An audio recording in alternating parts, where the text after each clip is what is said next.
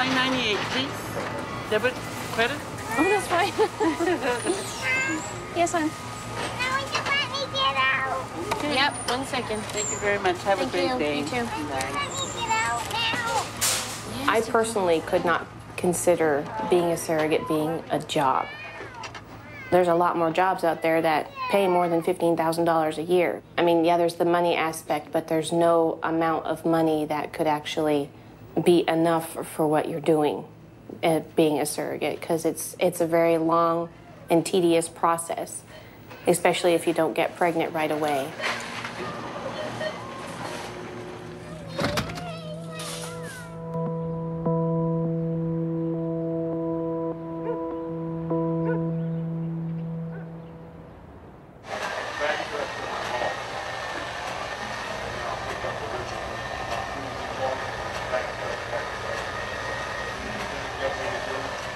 The first thing they do is they put me and the recipient mother on birth control pills, so we're at the same, we get our period at the same time, we're in the same cycle.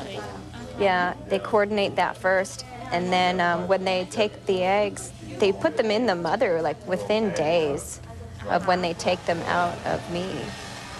I've donated twice already. Oh, you did? Yeah, I'm going to do it again. This will be my third time. And do you get notified who has received your eggs?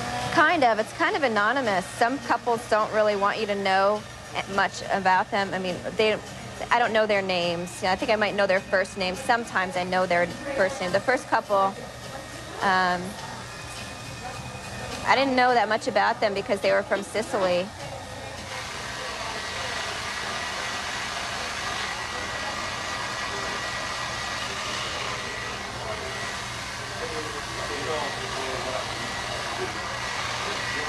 My dad's going to pass this one. Really? You have to shoot, keep shooting, keep shooting, keep shooting. That guy, that guy, that guy, that guy. Mom, I want a billion tickets. Ow. Mom, I want a 100 tickets. Yeah, well, you know what? I think we'll get 1 billion tickets because I just bought all these tokens for you. We got 54 tokens, so we can play all day. I'm a very philanthropic person myself. I like to donate money to everything. Whenever somebody calls me, you know, I get a letter in the mail, I always donate, and I just like to help people. What happened to your socks, mister? I really love my children, and I know there's a lot of people out there that can't have children. And I thought, what better thing can you give somebody than a child?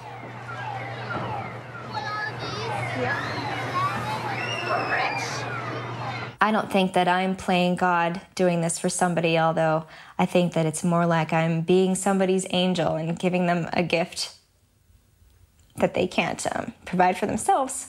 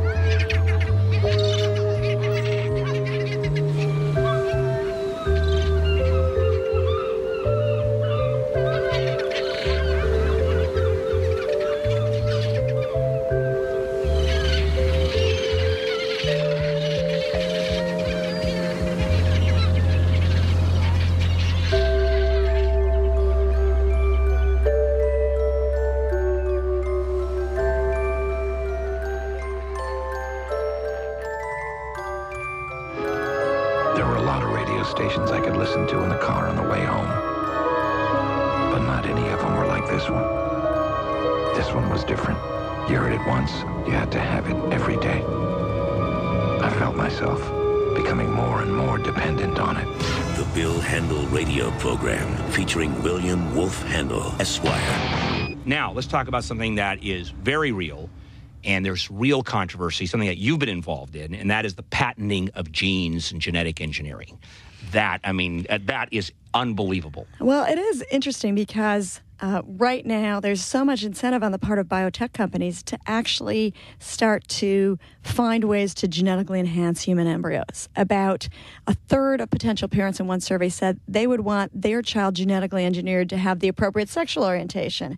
About 42% of parents said they would genetically engineer their child to make them smarter. So there's an incentive for biotech companies. Jewish dads. The kid wants a bigger schwanz. I mean, if I had a boy, that's the first thing I'd go for, you know? Tissue culture techniques might be more helpful than genetic engineering, Bill. Oh, okay. I'll get you to the right place on this. You know what? But I mean, here's the real problem. Gene patents, it's crazy. You're not supposed to be able to patent products of nature or formulas, and genes seem to be both. And yet, there's a company, Myriad, that owns the patent on the breast cancer gene, BRCA1. My doctor can't look in my body to see if I have that gene without paying a vast amount of money, $2,500 to Myriad. And Myriad says no doctor can do it except their own laboratory. We're not talking about the development of a new drug. No, we're talking about the discovery of in a your specific body of gene. the sequence for asthma and you can patent that gene. You can patent that gene, and then you can have a monopoly over it. That's insane. How does that work? That's like finding a new protein in your body or finding some new aspect of blood and going, I now own that piece of you. It's sort of like patenting the alphabet and then charging you every time you spoke, and I can make a fortune off of you. Thank you. But imagine, you have come from a whole family of big-nosed people, and all of a sudden you insert the small-nose gene, and you're done. The only problem is they find that genes have both positive and negative sides. For example, there's the Doogie Howser mice. They put a gene to make mice smarter. Now, I've lived in New York. The last thing in the world we need is smarter mice. But, parents began calling up and saying, I want that for my children as well. But those mice actually have a higher susceptibility to pain. So our kid's just going to be another consumer good where we aren't willing to accept anything. There was actually a lawsuit against a sperm bank where the couple claimed that gotten a different donor, the kids would have been more attractive. So are we going to have products liability cases about children? Are we going to be genetically enhancing our kids? Are we going to be moving down a path where we're living in a world that we wouldn't want to inhabit? Are we?